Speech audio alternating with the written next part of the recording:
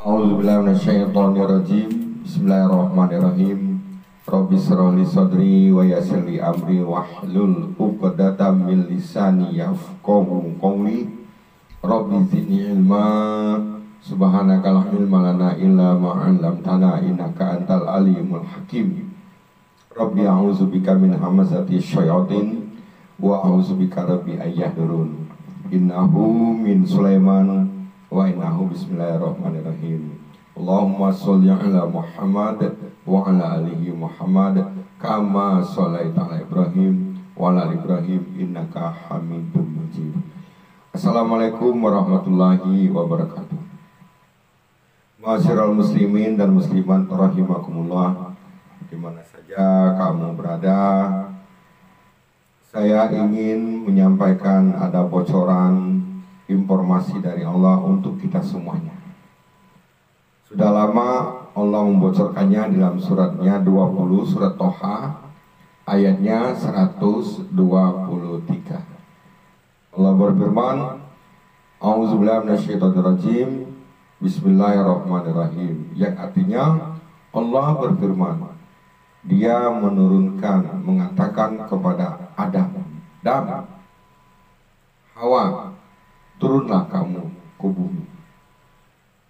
Kenapa Allah suruh Adam dan Hawa turun ke bumi? Karena dia sudah melakukan satu pelanggaran. Tadinya dia di surga. Karena dia melanggar, Allah melarang untuk mendekati pohon kuldi, tetapi dia tetap mendekatinya, memakan buahnya karena dibujuk rayu oleh syaitan, maka dia tergoda. Akhirnya Allah hukum dia turun ke bumi. Tapi ini sebenarnya skenario-nya Allah, bahwa Allah itu ingin mengutus Adam itu, mengutus manusia menjadi khalifah di muka bumi. Tetapi kata Allah ingatkan, nanti kamu, anak cucu keturunan kamu di bumi nanti akan bermusuh-musuhan, satu sama lain berantem, bercekcok, salah paham. Ya, itu semuanya sudah biasa. Nah, ini karena kenapa? Sekarang juga terjadi ada permusuhan antara negara, ada permusuhan dalam negara, juga bermusuhan antara ini kota, desa, bahkan di dalam rumah tangga pun ada permusuhan. Kenapa? Karena memang Allah katakan nanti Adam, anak cucu keturunan kamu nanti akan bermusuh-musuhan satu sama lain. Oleh karena itu, tetapi ada kata Allah, barang siapa yang mengikuti petunjukku Al-Quran, maka dia tidak akan sesat, tidak akan celaka. Nah, ini dia. Kalau kita mau, ini enak ya. Kalau kita ikutin Al-Quran, insya Allah tidak akan sesat dan tidak akan celaka, baik di dunia maupun di akhirat. Masyarakat muslimin yang berbahagia. Diteruskan ayat berikutnya, tetapi kata Allah, barang siapa yang berpaling daripada Al-Quran, petunjuk Al-Quran ini, siapa yang berpaling dengan Al-Quran ini, nanti hidupnya akan sempit. Kaya sempit, apalagi belum kaya. Cakep sempit, apalagi belum cakep.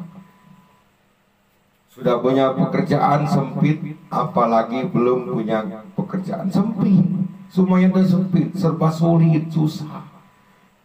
Akibat apa? Karena dia tidak mengikuti petunjuk Allah di dalam Al-Quran yang Allah turunkan lewat Nabi kita Muhammad Rasulullah SAW. Bukan itu saja, kata Allah, kalau dia itu hidupnya di dunia ada sempit, nanti kalau dia mati nanti akan dibangkitkan dalam keadaan buta, tidak bisa melihat. Aduh, katanya, gimana ini? Dulu saya waktu di dunia bisa melihat apa-apa, kok sekarang semuanya gelap, peteng kabeh. nggak bisa melihat mana teman saya kemana, guru saya kemana, orang yang suka membantu saya dulu kemana, kok nggak ada semuanya. Apa kata Allah? Apa kata Allah? Allah cuek saja. Dulu kata Allah, kamu waktu di dunia kamu melupakan Al-Quran yang aku turunkan lewat Nabi Muhammad Rasulullah SAW. Nah sekarang aku juga lupa untuk memelekkan matamu. Masyarakat muslimin yang berbahagia, kita kembali lagi ke dalam permusuhan tadi. Sebenarnya anak cucu keturunan Adam pun contohnya ada permusuhan, berantem bahkan sampai membunuh. Coba kita lihat suratnya, surat 5, surat Al-Maidah, itu ayatnya dari 27. Ceritakanlah Muhammad kisah anak Adam, Habil dan Qabil. Salah satu kurbannya yang diterima kurbannya Habil, sementara Qabil tidak diterima. Sebenarnya kalau kita kembali ke sejarah di dalam Al-Quran sendiri, ayatnya itu dari ayat 27 sampai ayat 32. Diceritakan bahwa sebenarnya Nabi Adam alaihissalam dengan istrinya Siti Hawa punya keturunan 41 orang. Setiap melahirkan dua, satu laki, satu perempuan, satu laki, satu perempuan. Anak pertama lahir yang laki-laki namanya Qabil, yang perempuan namanya Iklimah. Ini kembar. Nah, Qabil dan Iklimah ini anak pertama. Lahir yang kedua Habil, yang laki-lakinya Habil, yang perempuannya Labudah. Semuanya anaknya itu dikasih tugas, kewajiban untuk membantu orang tuanya. Kalau Qabil dikasih tugas untuk mengurus perkebunan, pertamanan, kebun kopi, kebun cengkeh, kebun lada, kebun pisang, kebun sawit dan sebagainya. Seluruh kebun itu yang mengurusnya adalah Qabil. Sementara Habil dikasih tugas untuk mengurus peternakan sapi, kambing, domba, ayam, kerbau dan sebagainya, onta, semuanya itu yang ngurus adalah Habil. Dengan dikasih tugas beda-beda ini, Qabil sudah mulai sakit hati, merasa dia ini, katanya ini bapak sama ibu tidak adil, sementara saya dikasih tugas yang berat-berat, Habil dikasih tugas yang ringan. Ini sudah mulai sakit hati. Nah, makanya di dalam keluarga kita, anak kita itu ada anaknya itu yang hatinya yang lembut, lunak, ada yang kasar, tidak nurut, itu semuanya wajar. Sudah dicontohkan oleh anaknya Nabi Adam alaihissalam dengan Siti Hawa. Kalau Habil orangnya lemah lembut, kasih sayang, penyantun, bakti sama kedua orang tuanya, apa saja yang diperintahkan yang turutinya. Sementara kalau Qabil dia selalu membantah apa yang ditugaskan. Lanjutkan dengan ceritanya, akhirnya apa? Dengan demikian, karena dia sudah mulai sakit hati dikasih tugas yang berbeda, Qabil sudah punya niat ingin membunuh adiknya Habil.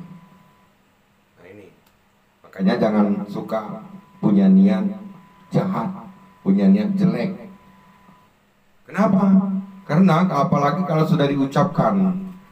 Kalau sudah diucapkan sebagaimana suratnya 51 ayat yang 23, Allah berfirman, Auzubillahi minasyaitonirrajim, demi Tuhan langit dan bumi, apa yang terjadi pada dirimu itu sesuai dengan perkataan yang pernah kamu ucapkan. Oleh karena itu makanya kita jangan suka berniat yang jelek. Niatlah yang baik, ucapkanlah ucapan yang baik, bercita-citalah dengan cita-cita yang baik. Sebab ucapan itu adalah doa. Sementara Qabil tadi niatnya sudah jelek, nah akhirnya setan kesempatan untuk merasukin dia, membujuk dia untuk tetap membunuhnya.